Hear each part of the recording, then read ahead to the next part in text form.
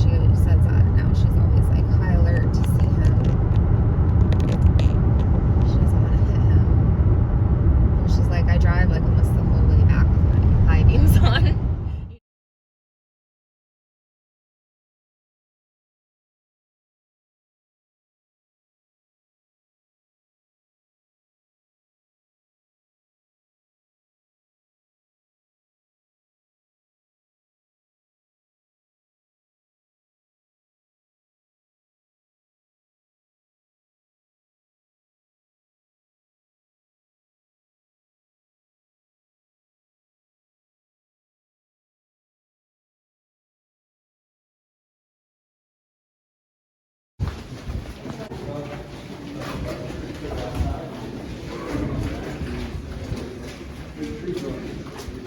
Within the limestone to whiten side of the granite, and brings it down inside of the cavern and slaps it up on the side of the wall. Since we are in a man-made portion of the cavern right now, you guys are allowed to touch this example of flowstone if you want to. A lot of people think it looks really slimy and gross, but it's just whetstone. This is kind of like the transitional point between the natural cavern and the man-made tunnel. So a little bit of history behind the caverns. I keep it short and sweet. We were first discovered back in the 1880s by a couple of teenage boys. You can do a fishing in the world. It is about a 250-foot crawl through a whole lot of clay. So you do come out looking like the clay monster, but you can still get out through that route. We did have to put a gate up there though. We had a bear get down there one time and attack a guy. It was all over the news. Huge mess. I'm kidding. Nah, I'm kidding. The gate's up there to keep people from getting down here and getting hurt after hours, all that good stuff. I don't think the bears ever come down here. We don't have any evidence that they do anyway. The bars on that gate. Are you okay? Yeah.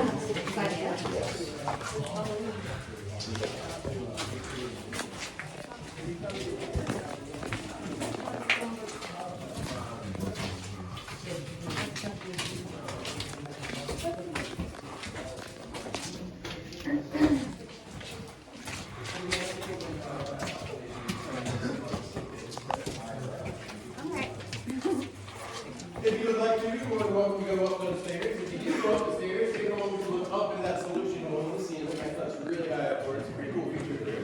A little bit scary, and I'll talk about that afterwards.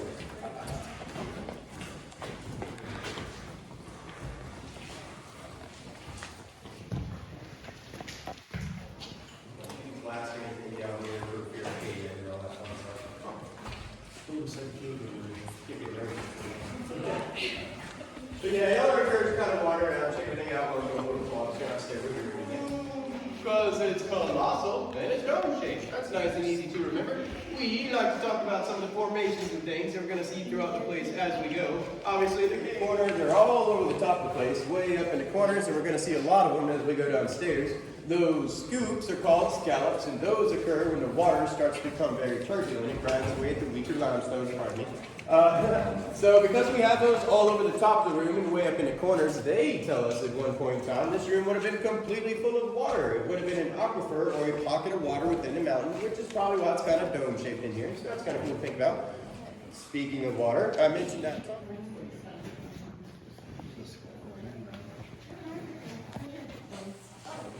And this room and the next room are a smidge on the small side, so we'll get a little friendly, but once we get downstairs, it does open back up a little bit more for us. And we tell the school groups that, and you know, I'm like, oh, that's got to drip on my ass. It's not like not immediately anyway. The little side room over there, not much bigger than a walk-in closet, so I'm not going to go down there myself. We're definitely going to have to rotate through there, let everybody check it out.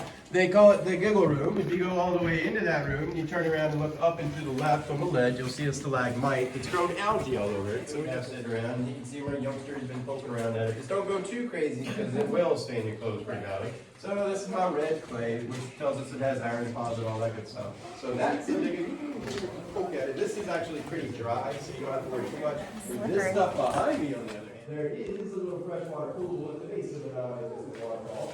You can check it out when we get downstairs. It's not stagnant. It's very limited. But when you flush, that little pool overflows and it's not that creek bed and probably see down there. Has everyone gotten a chance to see the little side room? Y'all take your time getting in there.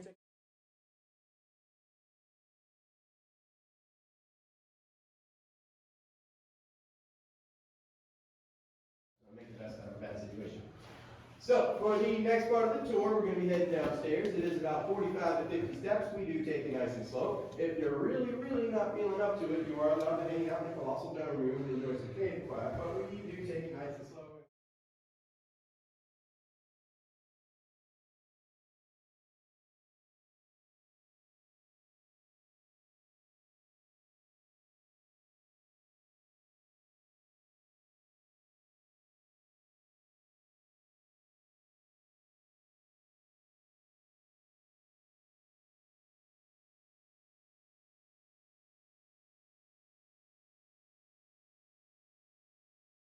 Idea for it. Above us, we have a massive fracture that runs all the way through this mountain. It goes upwards for about 100 feet. Then you have about another 250 feet of solid mountain, and then you're back outside. So that's our little claim to fame as being one of the deepest caverns on the East Coast. Even if we're not the largest by any means, we got the depth going for us, so that's something.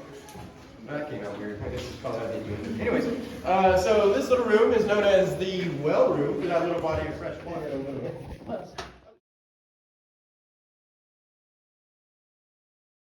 Back there, for a youngster, it's not too bad. For an adult, it's a sign we see, and we didn't want anybody going back there.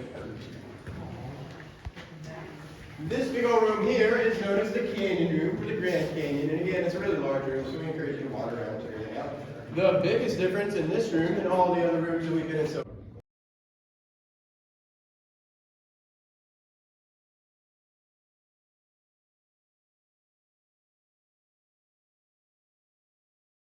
on the wall, that's not good. But if you look on the bottom of that, you'll see that actually looks completely flat off. If it didn't, we would go over there doing all that. It's probably not going to go anywhere. We do have a bottom of the wall about 4 or 5 places.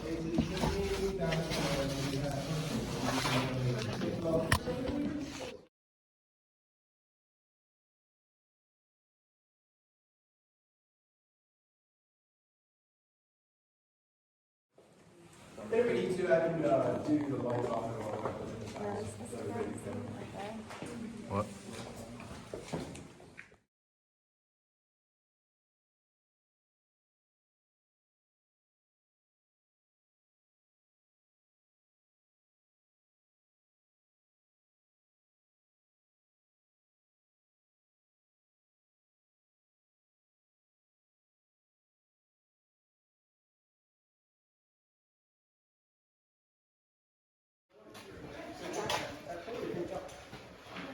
Oh yeah, sorry, it's right around the corner from the peppers here. And it's on the left and it's on the right. Thanks for coming, guys. Thank you. Have a good one. Y'all too. Hope you enjoyed it. So yeah, those like I said, those coins came from the well room. Had to stop calling it the wishing well, and we had to put up that little sign. That magnesium does tear those coins.